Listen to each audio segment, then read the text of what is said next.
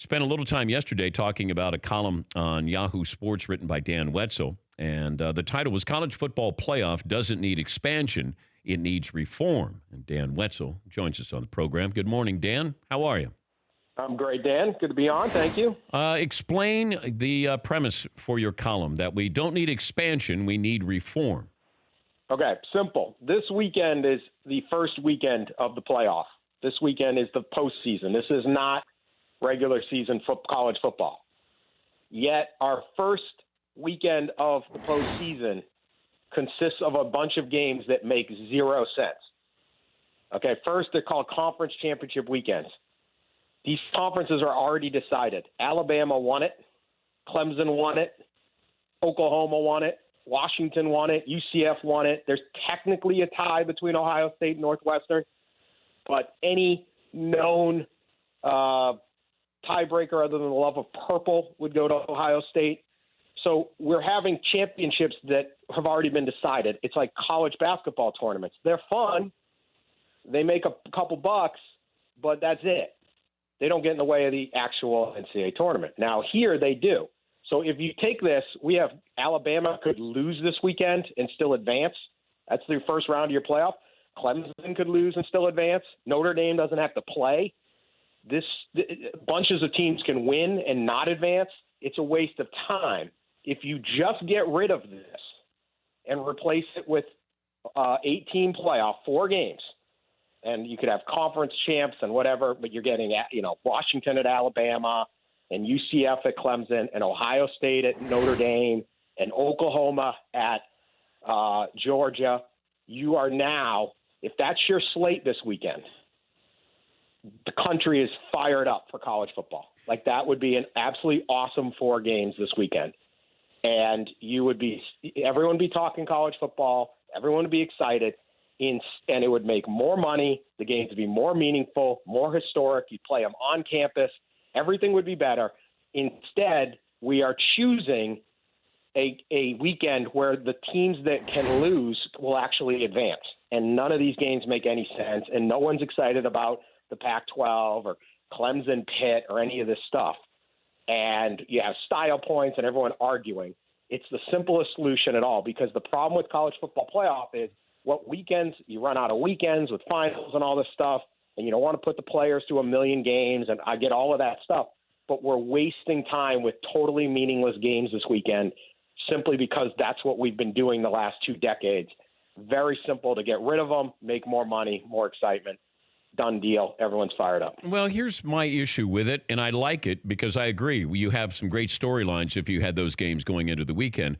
But the conferences are too big, and, if you're looking at teams and say, all right, you won the Big Ten, but if you're not facing the same opponent as everybody else in your conference or the second-place team, I don't know how you do it where you say, all right, Ohio State's the highest-ranked Big Ten team in the final rankings before the playoffs, so they go in. Washington would be the highest-ranked team in the Pac-12. Like, how do we get by without having conference title games here to decide who goes into the playoffs? Well, they already have the record. Washington's record is better than Utah in conference. Now, you could expand and make everyone play 9 conference games. You get rid of divisions and have a better flow of games. Right now, everything's based Northwestern is only in because of geographic welfare. That's it. They're just geography, right? So they need your schedule every year. There's ways to improve your conference race. But in the case of where there's actually 2 good teams in a conference, which doesn't happen that often, Georgia's getting in. Georgia has a loss in the SEC, lost to LSU. Alabama has no losses. In any other league, like if you're coaching Little League and your kid's in this thing and they go, you have the better record, but we're going to make you play. What is Clemson doing this weekend? What is the point of this Clemson game? They are clearly the champion. So it actually doesn't happen that often where you have those historic, like we've had in the SEC, right? Alabama, Florida, both undefeated, 1-2. Let's do this. But in that case, both teams would get into the playoff anyway. But if you expand it out to 9 games, you could solve these problems. But what you're getting this weekend is a waste of time. It just does. When you have a playoff, if you came from another country, you tried to explain this to someone who doesn't understand college football, and you're sitting there Saturday and you're watching the Clemson game and you're going, oh, okay, so Clemson needs to win to get it to advance? No, not really. They just need to kind of not get blown out by like 50 points. Okay, so if Pitt wins, do they get it? No, they don't get in. Well, what is the point of this game? All right, we know. Okay, so let's say we're all in agreement here that this would be great. Fans would want it. So what is the hurdle as to why we can't put this into play? I know that there's a contract, with the 14 playoff with ESPN, and but what's the hurdle? There's no college football needs a commissioner. Okay, like nobody. If you and I, Dan, go to Roger Goodell, we sit down in his office. And we come up and we say, hey, here's what we want to do on the first round of the playoff, okay? The divisional games, and you're playing it on your stadiums. Here's what we want to do. Let's just have the Patriots host the Bills, and we're going to put the thing at the Alamo Dome in San Antonio, so everyone's got to travel there, and we get 50% of the money. What do you think, Roger, right? Throw us through the window, and we'd land on the street in New York City. There's no commissioner. ESPN's the commissioner, Dan. Well, ESPN would love these games. They want these. Yeah. These are $100 million games. These are huge games. But each conference has a commissioner. And these guys are older. When the next generation of administrators come, you will see something like this happen. The Jim Delaney's, the John Swaffords, the Bob Bowlesby's, they're not trying to reform anything. They're not. The fans of Ohio State fans are going to lose their mind if for a second straight year they don't make the playoff. A 12-1 Ohio State Big Ten champion coached by Urban Meyer doesn't make the playoff. Ohio State fans sit there and go, "This is nuts. We're one of the best teams. This is crazy." The Big Ten offices sit there and go, "Yeah, we got a great steak last night at St. Elmo's." There's no urgency from the commissioners, not these ones. Now, the next generation there will be, but there's just nobody in charge to say, this doesn't make any sense.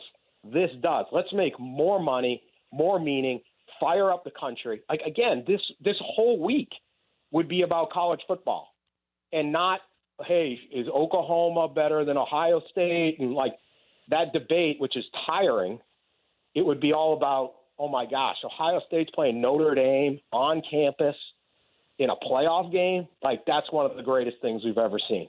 And the excitement of all of that. Instead, we get this. It's literally like taking the conference championship games, conference basketball tournaments, and saying, we're going to just do that and then immediately advance to the Sweet 16. We're going to take out the first 2 days of the NCAA tournament because we have to protect the integrity of the Big 12 basketball tournament. Yeah, I guess the only thing it still comes back to is these conference championship games where they're in a neutral site and those cities lose out on that. I don't know if you could have the first round of these playoffs where Notre Dame is playing in Chicago, hosting Ohio State, or you could have. You could, but why not look at it like losing out, Tuscaloosa's losing out. Those are the cities that sponsor and support college football all year round, not Miami Gardens, not Indianapolis.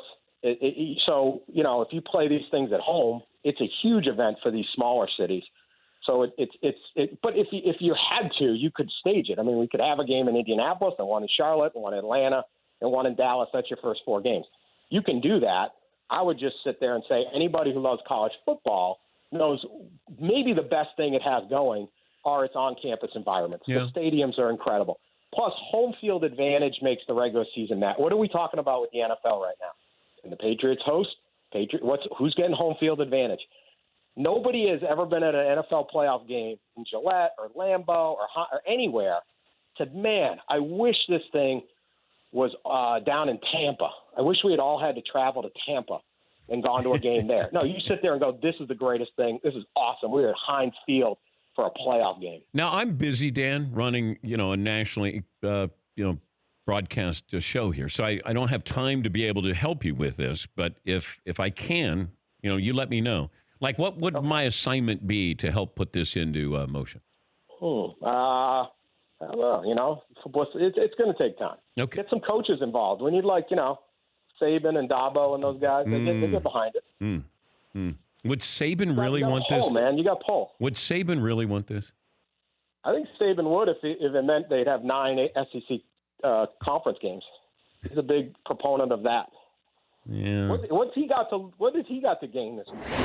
Nothing. Nothing. Yeah. All right. He's risking injury playing Georgia in a really, really tough game that he actually doesn't have to win. And he already won the league. All right. Well, if you single out a conference commissioner and I can get in, bend his ear a little bit, let me know. All right. Get after it. All right. Thank you, Dan. It's Dan Wetzel, Yahoo Sports national columnist. For more Dan Patrick Show, tune to Audience Channel 239 on DirecTV or download the Dan Patrick Show app.